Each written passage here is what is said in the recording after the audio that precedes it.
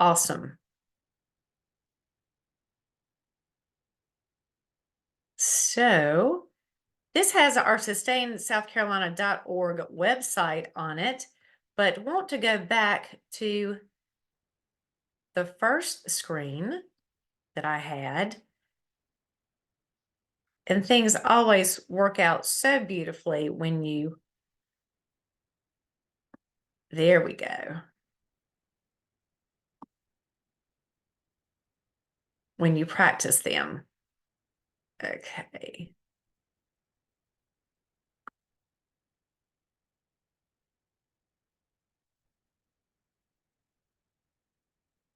Do you all see me, or you see the economic impact of sustainability? You. Yeah.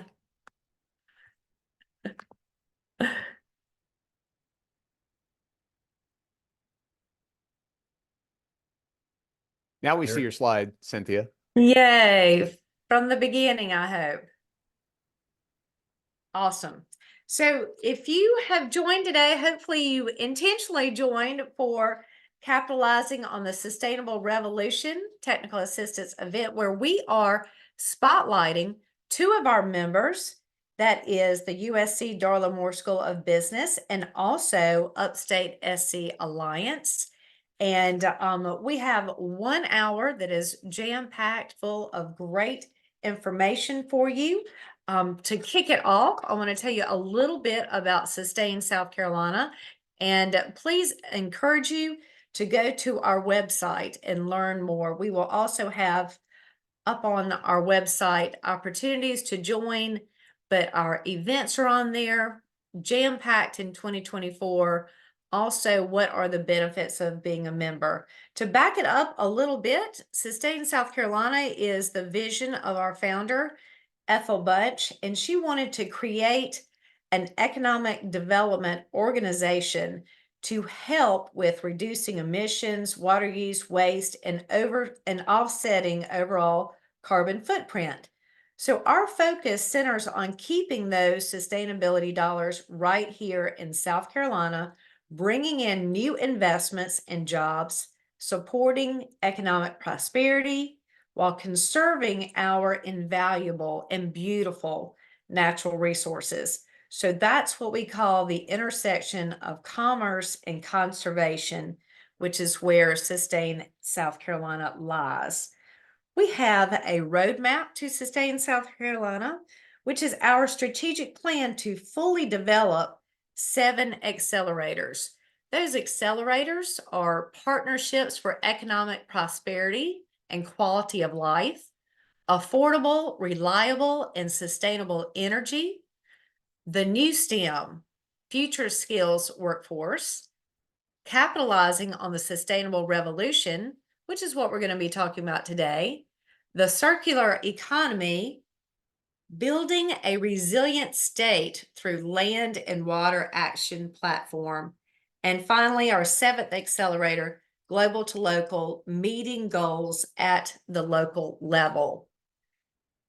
So at this time, I'm going to introduce our 2 speakers we have today, and they are well known in economic development around the state, around the Southeast, and the nation. First of all is Dr. Joey Von Nessen, who is a research economist in the Division of Research at the Darla Moore School of Business, where he specializes in regional economics, regional economic forecasting, and housing economics.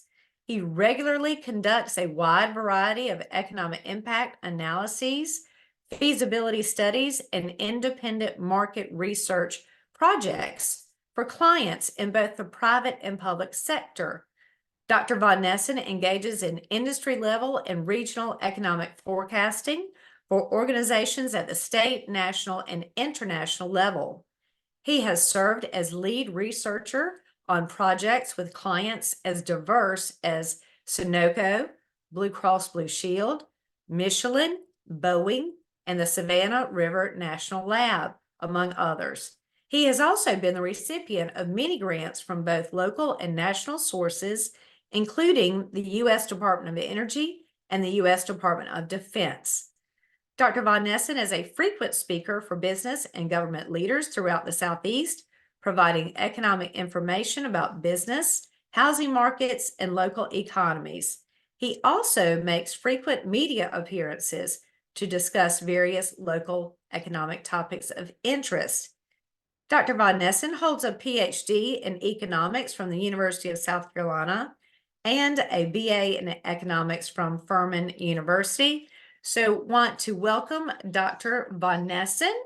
And as soon as he concludes, then if you'll pass it back to me, Joey, and then I will introduce John Lummis before he begins his reaction. So, thank you, Joey, for being part of our webinar today. Well, thank you, Cynthia, and it's great to be here and to be with everyone this afternoon. I appreciate the opportunity to present the results of the study, and let me share my screen here. And hopefully everybody can see that. I think we I should can. You can, great. Okay, so we're good to go. Thank you for the confirmation. Again, it's great to be here this afternoon, and I very much appreciate the opportunity to present these findings to you, looking at the economic impact of sustainability. This is a study that we have conducted in 2023 in partnership with SustainSC, as Cynthia mentioned, looking and trying to establish what sustainability means in South Carolina from the perspective of businesses. What are their sustainability needs? How can we define sustainability from an economic perspective, from a business perspective? And what does access to sustainability and various sustainable technologies and resources mean for the future of South Carolina? So I want to talk just a bit about the results of the study, again, that we conducted in 2023, and talk through what those implications are for South Carolina going forward. So first we have to, when we think about sustainability, is of course to define it. What does sustainability mean?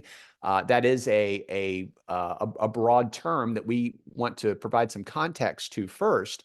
And of course, SustainSC does that very well, and it has very clear metrics or clear ways of defining sustainability that lead to metrics that we can examine. Carbon neutrality, as you see here, sustainability for all, the circular economy, water quality and quantity, kind of the four are the four real key elements that SustainSC has used to define sustainability. But more generally, when we think about sustainability from a business perspective, we want to look at each of these components, but also look at where the demand is coming from. Where's the sustainability demand highest? Where is it perhaps not quite so high? And what are businesses telling us about their needs? Well, first of all, before we look at businesses, we can back up and look at a market demand overall, because businesses are looking to make sustainability goals based on the demand that they face in the marketplace. So we can look at these four factors that SustainSC defines as broadly defining sustainability. But we have to start with the consumer, because that's where, from an economic perspective, businesses are looking to define their challenges and define their opportunities for going forward. So just looking at market demand in general, we do see very much a growing demand for sustainability in South Carolina and globally. We can see this from a number of different sources, but generally speaking, we see a majority of consumers in the United States and globally report being willing to change their consumption habits, about 73%, as you see here, to lessen their impact on the environment. And about 20%, there's been about a 20% growth in sustainable product sales just since the pandemic started, since 2020. And sustainable products in this defined here basically means that the product itself is a sustainable product, or sustainable products can also be defined as products in which the production process itself is more sustainable, uses more renewables, uses sustainable technologies. So it can either refer to the product itself, the final product, or the production process. But in both cases, we see a significant growth in market demand, particularly in recent years. So that's really the genesis for a lot of what we're seeing in terms of changes and the growing demand at the business level. It starts with what consumers are looking for. And as a result, businesses have proactively responded to this demand. We see this in the public commitments that businesses have made. Again, we can see this in a variety of different measures. If we look at net zero commitments, about 35%, more than a third of the top 2,000 publicly traded companies have net zero commitments. And as you see, about 2/3 of the S&P companies currently have carbon emission reduction targets. And a lot of this is generated by market demand. Again, the fact that we're seeing consumer sentiment shift towards the desire for sustainable products and for sustainability. And they're willing to either to pay for sustainability, or they're at least considering sustainability in their consumption choices. And both are leading to this type of public commitment on the part of major businesses in the United States. We especially see this commitment in terms of the projected electricity generation in the United States over the next several decades. More investment in renewables is likely to continue. These are recent data that come from the U.S. Energy Information Administration, just the annual outlook for expectations in the coming years. We should get their updated numbers for this past year in 2023 fairly soon.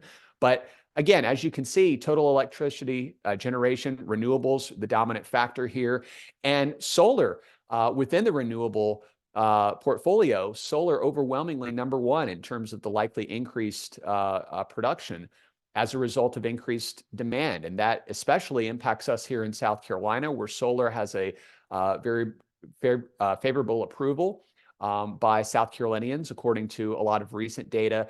And that's largely due to the economies of scale and the options for investments in terms of new job and income creation for South Carolina as that industry continues to expand. There's a lot of opportunity for solar in South Carolina. And then we can also look at the state level in terms of changes that we're seeing in the manufacturing sector. So another reason why from a business perspective, we see sustainability becoming more and more important for South Carolina is because if we look at advanced manufacturing, this has been an industry sector, an industry cluster that has been the primary driver for the state's growth over the previous decade and even before then, but especially since 2010. And what do we know about advanced manufacturing? Well, we know a number of things. Number one, it primarily consists of the aerospace, the automotive, and the tire sector. Those are really the big three that are informally called advanced manufacturing. And all three are looking at continuing to shift their product development towards more sustainable products in the face of rising consumer demand, which is especially the case that we see in the development and the evolution of the automotive industry towards electric vehicles. Now, in terms of growth overall, you can clearly see advanced manufacturing as a whole being a major player in terms of generating growth for South Carolina. The size of the industry cluster has basically doubled since 2010, up 95% compared to just about 27% for South Carolina over the same time period. And even if we look at the broader Southeast, you can see that South Carolina's advanced manufacturing cluster has grown at a faster rate than any other Southeastern state. So advanced manufacturing, a clear leader overall. And we see that South Carolina is the leader among all states in exports of both tires and completed passenger vehicles, both for a number of years, 9 years specifically for passenger vehicles. And so again, what does that imply? It implies that advanced manufacturing is going to continue to be that it has been a major driver of growth in South Carolina. It will continue to be going forward, especially if we can help facilitate the transition that advanced manufacturing as a whole is making and the automotive industry specifically is making towards more sustainable products, which, again, in the case of the automotive industry means, in part, a transition towards electric vehicles, more of a production or a greater percentage of vehicles coming from electric vehicle production going forward. We see this response coming from the increase in demand globally. As you can see, the number of electric vehicle registrations has increased fairly steadily, primarily the result of increases in China and in Europe, less so in the United States. But even here, we're seeing a steady uptick going back, certainly back to 2018 and even before then, but especially in recent years.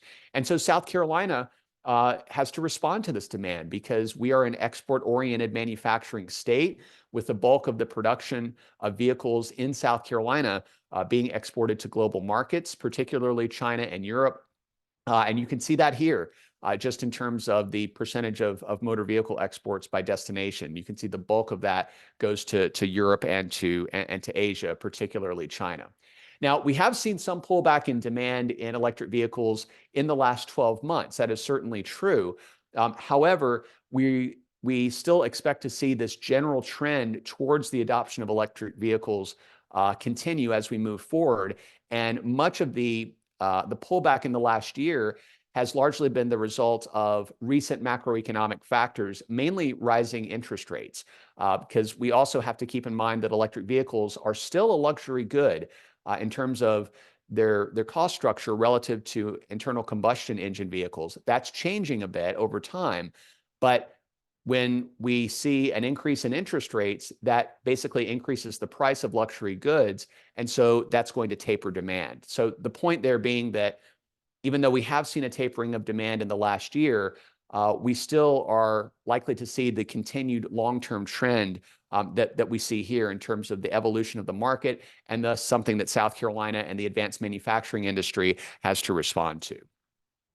So with that in mind, in this study then, we wanted to assess specifically the extent to which various sustainable technologies have the potential to impact long-run growth of businesses in South Carolina. We see the clear consumer demand. We see how businesses are making public commitments to respond to it. And we see how industries in South Carolina, advanced manufacturing being one example of that, are very much on the front lines of this change and are likely going to need more access to sustainable technologies, energies, and various innovations. And so we want to understand more specifically what they are looking for and what their highest priorities are. So to accomplish this in the study, we actually surveyed companies located throughout South Carolina to get an assessment of what their priorities are. We asked them specifically how their growth projections would be affected by access to various sustainable technologies, which technologies mattered most, which didn't matter as much. Again, to get a feel for what those priorities are and how access would likely affect growth rates in South Carolina. So this gives you a snapshot here just of the location and size of the survey respondents that we had. So most of these survey respondents were concentrated in the major metropolitan regions, of course, as you would expect, because we simply have more firms there. But we had a good variety in terms of diversity of firms. Here you can see in terms of firm size, both large and small companies. Again, about half of companies surveyed had more than 100 employees, half of them had less. And we get some very compelling findings when we survey these companies across the state, which we can now talk about in a bit more detail. First, and perhaps the biggest takeaway when we surveyed firms is close to half of these firms, about 46%, specifically indicate that their revenue projections would be impacted if they didn't have access to the sustainable technologies that they needed. 46%. So they are explicitly stating that they would be negatively affected. So that's a sizable percentage of business activity in South Carolina, of businesses that would be affected. So this gives you a general sense of how many businesses really take sustainability seriously and could be adversely affected if they are not able to meet the goals that they have set that are based largely on market demand. Now, if we dig a little bit more deeply into this, we can ask the question, well, okay, 46% say they need access to sustainable technologies, but what are these sustainable technologies? Again, different companies have different priorities. And this just summarizes the primary technologies that were reported as being most important to have access to in the coming years, over the next decade specifically.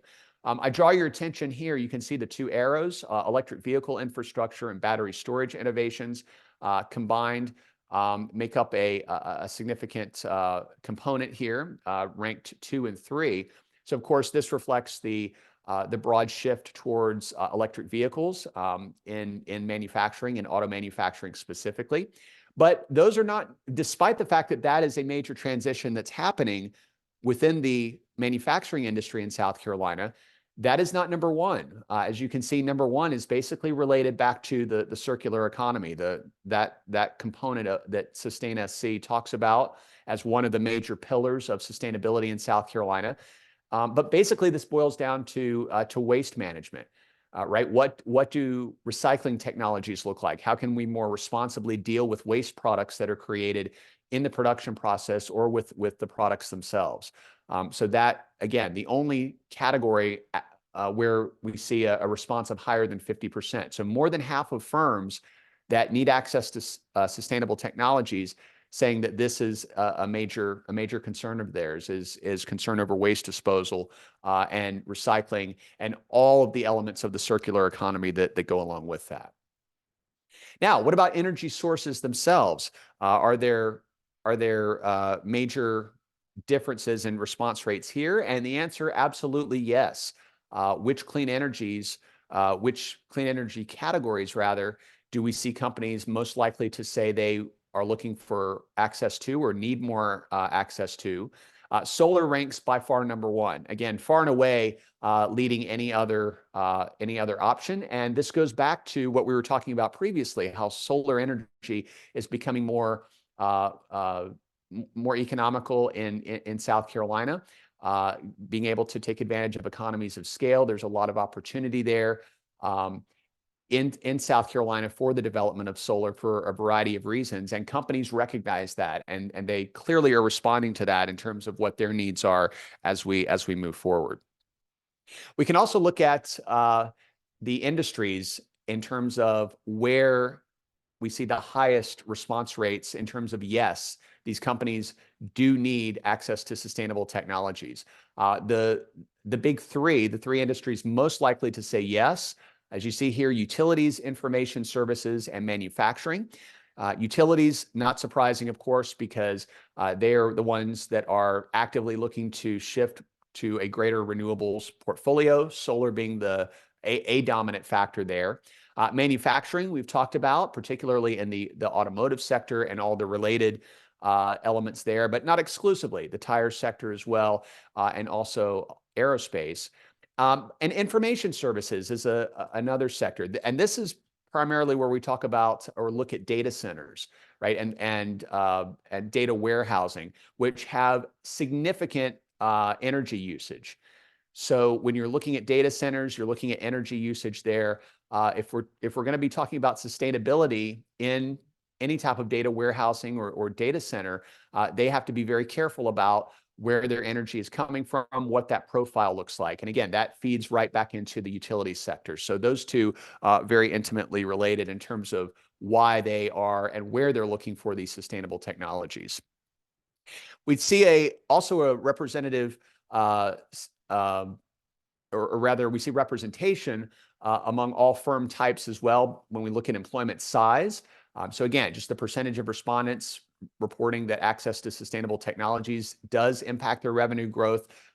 We see some representation across all groups, all firm sizes. So this is not just a concern for large firms or small firms. It's really across the board, including a lot of the suppliers for larger companies that have targets that are set by their global or national headquarters.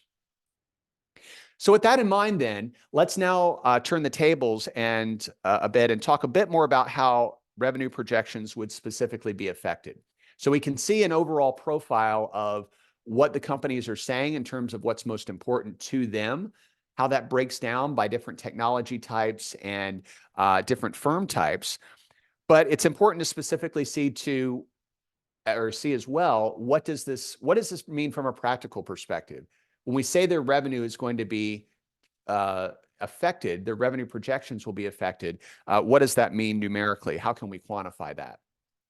Well, we actually asked that question explicitly in the survey. We want to know we know who these companies are, and so we also want to know what their changes are likely to be. And when we analyze these data, after asking the question, we get we get these two numbers that really pop out as some of the major takeaways, which is just to look at the difference between revenue projections for these companies over the next decade versus the alternative if they were not to see the access to the sustainable technologies that they need. So put that another way, over the next decade, if we look at companies' projections for their annual revenue, on average, they're anticipating revenue growth of about 4.6% per year over the next decade. But if you limit the access to the sustainable technologies that they need, you can see a major change in what those projections look like. This is what again, these are reported data from the companies themselves. So there's about a 1.5 percentage point difference here, 4.6% versus 3.1%. So this is a significant number, particularly when we look over the long run, right? Because these are going to be cumulative effects over time. If you see a 1.5 percentage point difference every year for a sustained period of time, that can lead to significant changes in your cumulative projections over a decade-long period. And that type of loss in economic output generates significant impacts and significant opportunity costs for the state of South Carolina. In addition to this, in addition to these reductions from 4.6 to 3.1%, we also see other firms that report that they would be very likely, to relocate their existing South Carolina facilities elsewhere if they're unable to meet their sustainability or sustainable technology requirements. So in the study, we find that about 6.8% respond to this statement. And again, they say specifically they would be very likely to relocate their existing South Carolina facilities elsewhere, suggesting that the losses that we talked about before, the reduction in revenue growth from 4.6 to 3.1, that's for companies that will, assuming those companies remain in South Carolina, don't have access to the technologies that they need, but about 7% or close to 7% would consider potentially relocating altogether, which of course would make any losses more extreme, because that would mean all of their operations would flow outside of South Carolina. So we can also quantify then what this means from an economic impact perspective. So looking at those revenue projections, how they are likely to change given access or lack of access to sustainable technologies. We know which businesses are responding, and we know their size, which means we can get a sense of what the likely changes would be if those losses come to fruition. And so as part of the study, we wanted to take a next step and actually examine, well, what would that economic impact be for South Carolina? And so we can do an economic impact analysis. And I'll just briefly go through the methodology for how an economic impact analysis works, and then we can talk about what the findings are for this particular study. But essentially what we're trying to do is to look at how reduced revenue growth is going to reduce total activity in the state as a result. So if you think about an individual business or a group of businesses, if they reduce their revenue growth, then that means that they're not going to be introducing as much new spending into the local economy. Either we can talk about the local economy being at the county level or at the state level. We can talk about any particular region. But reduced revenue growth means that we see lower spending activity introduced to the state, and that's going to lower total economic activity, which we can measure through estimates of GDP and job and income creation. And this is not just the result of the lack of spending activity or the reduced spending activity of the businesses themselves. We also want to capture the economic multiplier effects that go along with these direct effects, the actual changes in spending of the businesses themselves.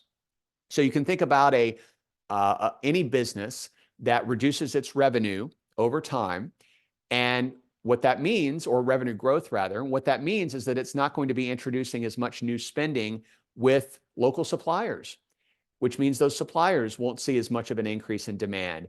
And that's going to impact their suppliers and the vendors of those suppliers. So you see a supply chain multiplier effect ripple through South Carolina's economy, so that when new dollars are not invested by an individual business, we see their entire supply chain affected, right? And we see a reduction in demand or a lack of growth in demand for that entire supply chain. Similarly, we can look at what we call the household spending multiplier, which is the same basic effect, but it starts from the fact that these companies that are not expanding by as much, they're not having as much revenue growth. That means they're not going to hire as many workers, as many new workers. And so those workers are not going to be spending wages in the local economy and stimulating a whole variety of industries, everything from restaurants to medical care to construction, all the things that you and I spend our wages on. So that generates a series of ripple effects as well. So it's important not just to capture the direct losses or opportunity costs, but also the opportunity costs associated with the multiplier effect. And when you put all this together, put all these effects together, this gives you the total impact that derives from a reduction in revenue growth projections if that comes to pass, in the coming years. So we've got to account for the direct effects as well as all of the multiplier effects. So when we do this exercise and actually calculate the results based on the raw data from the firms that we have from our surveys, here's the bottom line. When we look at the total economic impact, we have two estimates of the potential reductions in firm revenue growth, or one projection for firm revenue growth and one for future in-state investment. So basically what this tells us is that there's a potential loss in economic opportunity for South Carolina over the next decade of between $30 and $100 billion total in the aggregate over the next 10 years. And what would this loss come from? What is this loss? This is the potential reduction or the potential opportunity cost that South Carolina faces if these companies, which have sustainable technology needs, are not able to access it. They're not going to be able to grow as much. They're not going to be able to expand as quickly. And so that can potentially generate, again, lost economic opportunity of between $30 and $100 billion. What is that difference? Well, on the more conservative side, for about $30 billion, that's just a result of that decline in the rate of growth. Remember, we talked about 4.6 versus 3.1%. Versus if we begin to see companies actually relocate out of South Carolina, as about 7% were stated that they were very likely to do. If they did move all of their operations outside of South Carolina, obviously that would generate a much larger lost economic opportunity going forward. So between $30 and $100 billion is the scope of what we're talking about, what we're potentially leaving on the table for growth in South Carolina by not effectively and appropriately addressing the sustainable technology or sustainability demands more generally for companies in South Carolina. Now, one final comment. This is a large range, and that's because there is a lot of uncertainty surrounding the future, and companies are obviously trying to provide their best estimates of what they expect in terms of growth, but there's a lot of uncertainty there. So we actually did specific interviews with these companies as well. It wasn't just survey information. And this just gives you, I want to share one anonymous quote that was included in our report, but I think this really sums up what a lot of companies are kind of their thought process. This is certainly a consistent way of expressing a theme that we heard over and over again.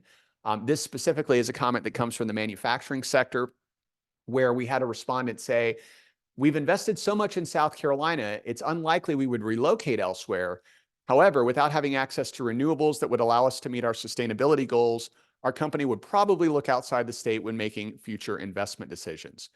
So again, this shows that companies, again, this reflects a broader sentiment among companies that we surveyed and that we interviewed, that there is significant sensitivity to the need of sustainable technologies, although there's natural uncertainties about projections into the future. Obviously, companies don't know necessarily where they're going to need to be 5 years or 10 years from now, in some instances with any degree of specificity. But clearly, they're attuned to these needs. They are looking to satisfy these needs. So there's a real potential opportunity cost for South Carolina, and a real opportunity. If we look at it again, two sides of the same coin. There's an opportunity cost there, potential loss in the future, but also a real opportunity if we continue to learn about what businesses need and respond to that demand as we move forward, keeping us competitive in South Carolina. So just wrapping up then, the bottom line, the demand for sustainable technologies very much rising, as we've seen. Consumers increasingly likely to purchase products and services from businesses that they understand to be meeting specific sustainability goals. That has been a recent trend, certainly over the last 5 years and even before then, but especially in recent years. We find in South Carolina, close to half of survey respondents indicating that revenue projections would be negatively impacted without access to sustainable technologies. We've talked about what those sustainable technologies are that are most important to these companies. And we've talked about what those specific revenue losses are as well that they project, or rather the reduction in the revenue growth that they expect. And we estimate that could generate losses of between $30 and $100 billion in total economic activity, an opportunity cost for the state to grow. We could see an additional $30 to $100 billion in economic activity if we do see businesses have access to the technologies they need. So very clearly, investments in sustainability are going to be increasingly important to maximize the economic competitiveness of South Carolina as we move forward. So this is an overview at the state level that we've been able to take. There are also ways that we can look at this at the local level. So for those of you interested in looking at these questions and the sustainability requirements for businesses, what their needs really are at the local level, this is something that we are looking to hopefully zoom in even further on, either at the county level or at the MSA level going forward. So this, in a sense, can be thought of as phase one, is really setting the foundation for understanding the landscape, what businesses are looking for, but we hope to continue the work going forward in 2024, looking at this at the local level. So I would just want to finalize my comments by saying that if any of you have interest or would like to talk more about how we might work with you to look at this at the local level. If there are any questions that you have, if there are other things that you want to better understand that we could incorporate as part of a scope document for a phase two, those are the types of questions we're going to be looking at in the next several months, and would love to continue to have that conversation. So with that, thank you very much for your attention. I know we'll do questions later, but for now, I'm going to turn it back over to Cynthia. Great. Thank you so much, Dr. Von Nessen. And we do have a couple of questions in the chat. And like he said, we want to give John Lomas the opportunity to talk about what we just heard about with sustainability being so integral to economic development. And so I want to introduce John, and then if everybody will hang on till the end, we will address those questions for you. So at this time, we're going to make sure John is on camera so I can talk about him. So John Lomas serves as the president and CEO for the Upstate SC Alliance. In this role, he is responsible for driving the overall direction of the Alliance, as well as developing relationships and supporting collaboration throughout the region. Prior to his current position at the Upstate SC Alliance, Lomas served as Vice President of Economic and Institutional Advancement at Tri-County Technical College, a position he held for 8 years. Lomas also served as Director of the Anderson County Office of Economic Development and worked to recruit new industry while supporting existing industry throughout the county. John is a native of Anderson. He is a graduate of Wake Forest University and received his master's degree in public administration from the University of South Carolina. He is also a graduate of the South Carolina Economic Developer School, the National Executive Leadership Institute, and is a South Carolina Certified Economic Developer. And we want to welcome John to the program and would love to hear your thoughts. Well, thank you, Cynthia. Can you hear me okay? I can hear you great. Thank you so much for the opportunity to speak to this group today. And thanks to Dr. Von Nessen for presenting this incredible report.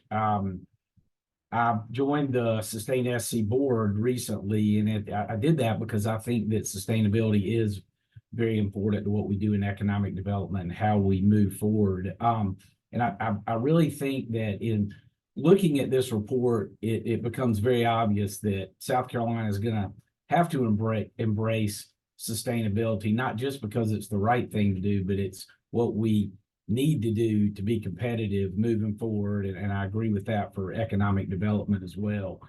As Dr. Van Nessen said, the demand for sustainable technologies is rising because consumers want to purchase goods that are using sustainable technologies to produce them. And I think that consumer is always the one that we've got to look at and that we've got to gauge.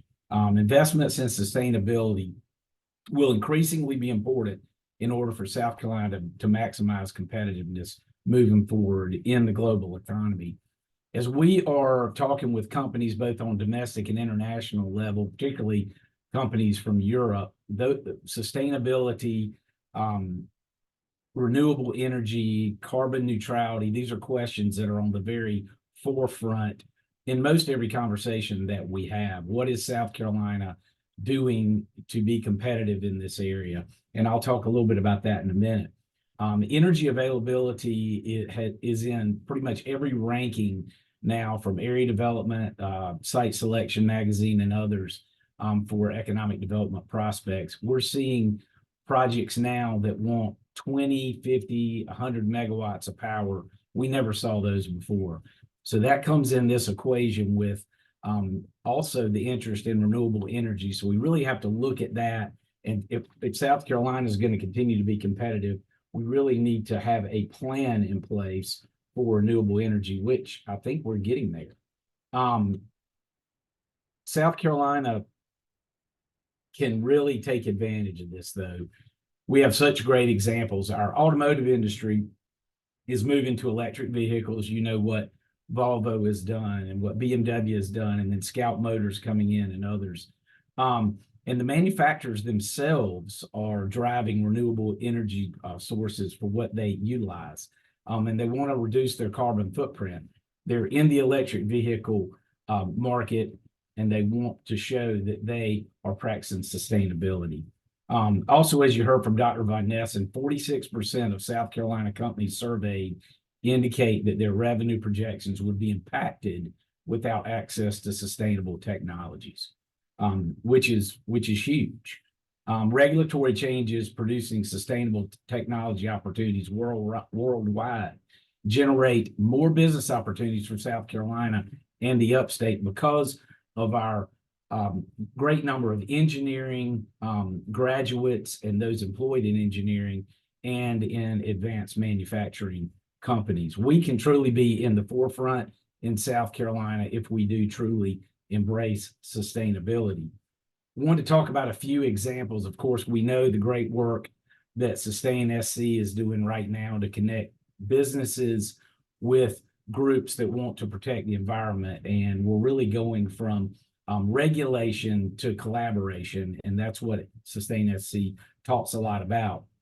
Another example is the SC Nexus project that the South Carolina Department of Commerce is working on right now. They applied for federal designation and getting ready to apply for federal grants that will make us really a nationwide leader in advanced resilient energy technologies, including energy generation, distribution, and storage. And there'll be projects throughout the state that will really push us to the lead in this. From the upstate level, I want to talk about a couple of companies. Milliken, who has been a leader in textiles and chemicals for 100 years, they have a carbon neutral by 2050 pledge. They're really working to make their manufacturing headquarters and then their chemical production carbon neutral. And they're doing a great job in that regard. BMW, many of you know this, but they've been utilizing methane gas to create energy for their plant. And they've been doing that for over 20 years. Michelin Tires is starting a large project to use recycled materials in their tires. And they really want to do this on a larger basis by 2050, and they have some great goals there. GE Renewables makes, of course, the wind turbines in South Carolina. And then a smaller company that I wanted to mention, Bubble Paper in Greenville, they make renewable packing materials that go in boxes and take the place of plastic bubble wrap. I know a lot of you like to sit around and bust your plastic bubble wrap, but this is much better for the environment. Couple other things in South Carolina that I'll talk about, but I think when we look at sort of the 4 pillars of sustainability and economic development as we see it at the Upstate Alliance, the first is what Sustain SC talks about, commerce and conservation working together and collaborating. Second is industrial recycling. The South Carolina Department of Commerce and the Recycling Office has one of the best programs in the country where they connect manufacturers with the over 300 recycling companies in South Carolina, and we're a real leader in that. Also, transportation. I don't know how many of you know this, but the South Carolina Inland Port, when it was built, basically one of the parts to that is sustainability. It's taking trucks off the road going from Greer down to the port of Charleston, and that creates a 50 to 90% emissions decrease for those trucks that it's now on a train when it goes down there. And lastly, the state of South Carolina has taken on what they call Power SC, which is an interagency working group that brings together the state's energy stakeholders to plan for our future energy needs. This includes renewables, carbon neutrality goals, and sustainable energy sources. So there are a lot of great things going on in South Carolina. There are a lot of great things going on in the economic development community, but I truly think that this report really shows that we're going to continue to be competitive against people in our economic development organizations in our region, in the U.S., and in the world. We're going to have to embrace sustainability, and South Carolina can really end up a leader, not only in the energy category, but in manufacturing of this advanced, resilient energy technologies. All right. Can I take a breath, Cynthia?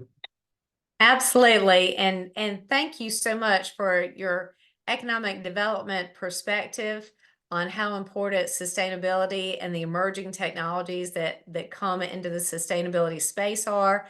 Dr. Von Essen, if you'll pull your camera back up, we do have several questions in the chat. The first one from Mike Bogle: how is renewable natural gas different from LNG or liquefied natural gas? So I think he's relating that to the slide that you showed of the importance with solar being at the top and then natural gas was on down the line. So can you speak a little bit about that? So I can't speak to the getting too technical on the differences between the two, Sure. knowing that one is going to be more closer to being carbon neutral than the other, renewable more than liquefied natural gas. But in terms of the rankings that we looked at, that's basically what the priorities were for the businesses, just in terms of what they were looking for and what they saw as the most pressing need, and that could be for a variety of reasons. What they see as most what is most practical for them, who they're working with. There are a variety of reasons for it, but again, in terms of the differences from a technical perspective, I can only talk in generalities there. I can't speak to the specifics there, except to say that depending on their needs, that's where that ranking came from.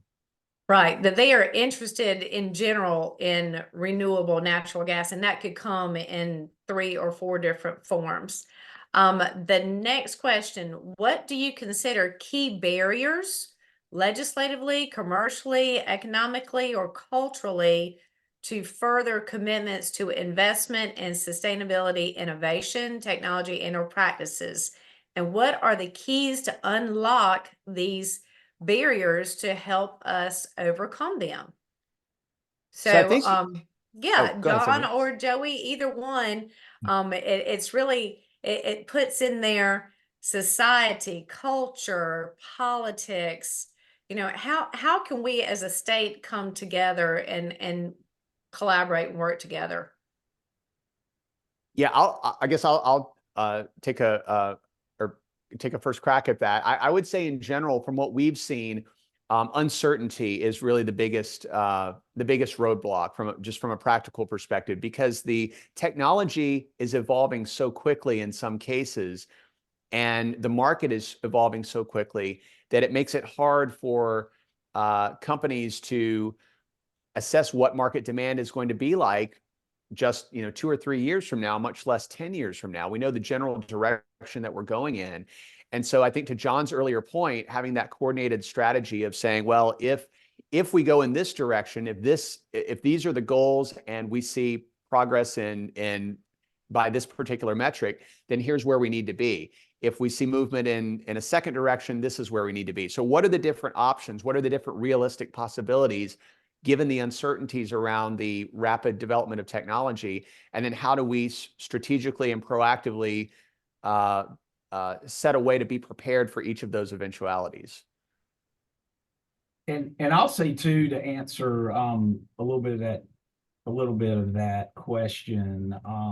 I think it's just people knowing more about what sustainability means, why this is a good thing, because a lot of people have negative connotations when you start talking about sustainability and sustainability goals, like it's something that's being forced on us. That's why I think Sustain SC has such a good message. It's showing how businesses and economic development organizations and environmental groups and others can work towards the same goal. I think it's very important, though. I think it's going to be important to get this study out to the public in as many ways as we can, so business leaders and people in just communities at large can read about the importance and the economic importance of sustainability. Yeah, and that's a good point that some folks have brought up in the chat too, is, has this data been shared?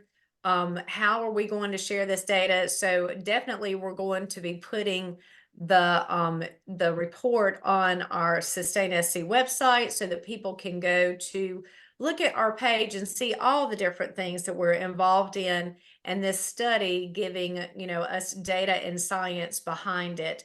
So someone asked, has it been shared with the major utilities? We did have major utilities represented when we had our October symposium, and Dr. Von Nessen did a very similar presentation. So to answer that question, yes, it has been shared. We have a different question that says, are companies starting to look past being carbon neutral, offsetting, and renewable investments? What are companies looking for in the voluntary market, not compliance? For example, are there any companies in South Carolina that have net positive or biodiversity goals?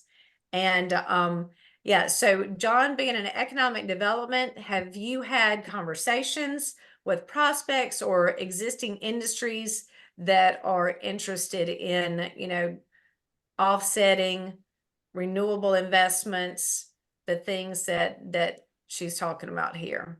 Not Or he's talking specifically, about. like I said in my presentation, a lot of companies are very interested in, I said that energy is normally in the top 5 of what prospects are asking about. With ours lately, it's been in the top 2.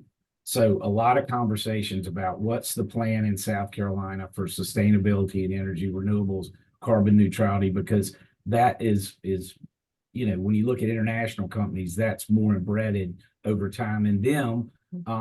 And then with domestic companies, a lot of corporations have real interest in that. So I'm not seeing anything but, questions on the energy type things, and then other things as well, but that's the biggest part. Okay, and the next question is from Jarrett Branham.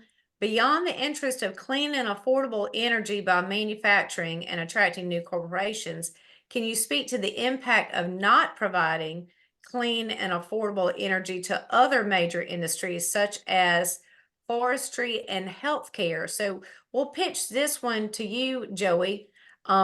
The impacts that it would have on the forestry industry and healthcare. And several, there Department of Labor has 16 clusters. So certainly 16 industry clusters would be affected, but Jarrett's wondering specifically about forestry and healthcare. Yeah, so I would say, first of all, that the demand for energy is rising as a whole. So we can look at sustainable energy and resources and technologies, but we can look at energy more generally as growing in demand as we see this region of the country continuing to grow. So the southeastern United States is expected to see more population growth over the next 2 decades than any other region of the U.S. We've seen in South Carolina a greater acceleration of population growth since the pandemic compared to any other state in the U.S. from basically 2019 to 2023. South Carolina is ranked #1. So the energy demands across our state are going up. We're seeing more economic activity, more population growth, and so that's going to be something that continues to be critical. A lot of that is driven, or a lot of that means that there's going to be more demand for healthcare specifically. So we look at the need for healthcare facilities to just looking at their general needs as they see an increase in demand. So affordable energy becomes more and more important for them, and definitely impacts our long run growth rates as we see healthcare being a principal driver of growth in response to this population expansion, particularly given that a lot of that comes from people over the age of 55. So as a retirement destination, and again, as we look at population growth and particularly an aging population, that puts greater needs on the healthcare industry as a whole. In terms of agriculture, you see a similar increase in demand for energy overall. But I think from the healthcare perspective is where we really see the strongest demand coming from these external population trends. So I think that's where you see an area of very high demand, but agriculture, of course, being among the largest industry sectors in South Carolina, both of those are critically important.